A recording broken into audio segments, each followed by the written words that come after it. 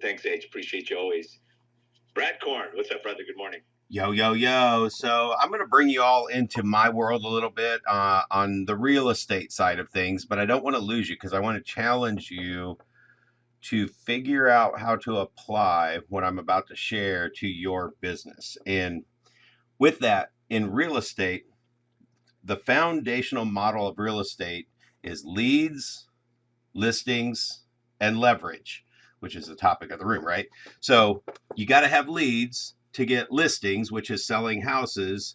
And then once you get those two figured out and you figure out leverage, you can do more leads and more listings. And one of the things I coach around is once you're getting the leads and the listings, what is the leverage that you're going to put in place? And you guys have all talked about whether it's an assistant or whatever. What I want to challenge you to as you're listening is what is your listing? Like for real estate, listing is how we make money.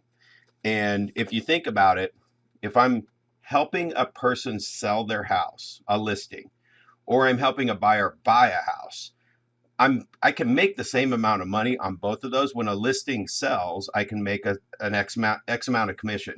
When I sell a buyer a house, I can make X amount of commission.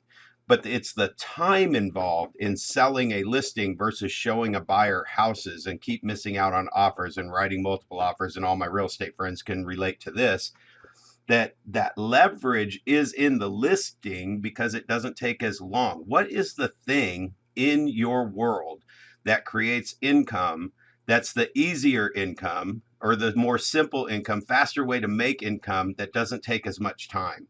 And in real estate, those listings and leverage, they all of those things, like when I'm helping somebody, it's like, okay, if you get leverage, if you add a person in your business, you have to replace that time that you're going to get back with one of two things: getting more leads or getting more listings. And a listing could be a listing or a buyer for sure. But a lot of people add people into their business and add an assistant, just give them all the stuff they don't like to do. And then you make their life miserable because now they're just doing a whole bunch of stuff that nobody likes to do. And then you just do the stuff that you like to do, and you didn't replace it with a listing or more leads or whatever's coming in. So in real estate, we can work with 15 to 25 sellers to sell their house. Yet, I mean, it'd be hard pressed to work with 7 or 8 active buyers for a prolonged period of time. It just takes more time.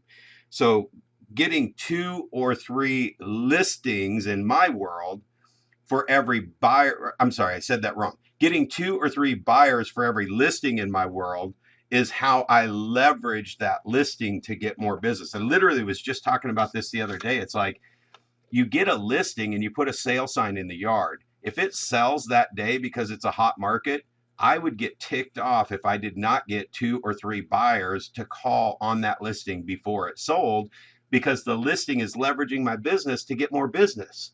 So, and of the 3 buyers I would get off that listing, 2 of them have houses to sell. So I would get more listings through that leverage.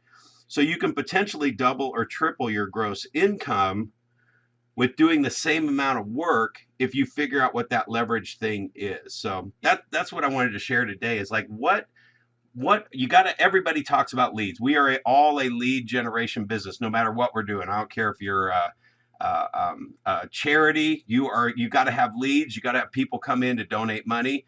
The listing is getting the donation. So once you leverage yourself with other people to get more leads and more donations, that's what that whole foundational model looks like. So I know that was a little intense and throwing some triangles on the table today. Leads, listings, leverage. What are your listings, and what takes the least amount of time to get the most amount of income, and how are you leveraging to get more of that? Love it, man. That was a little master class in not just real estate, but business in general. Love how you share that. And the reality of it is this, and that's something that we haven't really, I mean, we've all talked about it, but we haven't called it by name. It's leveraging your time, right? Putting your efforts where you make the money and hiring out, those weaknesses or where you don't want to do it. So that was brilliant, Brad. I'm glad I recorded this today because there's a lot of brilliance being shared. So thanks, brother. Appreciate you always.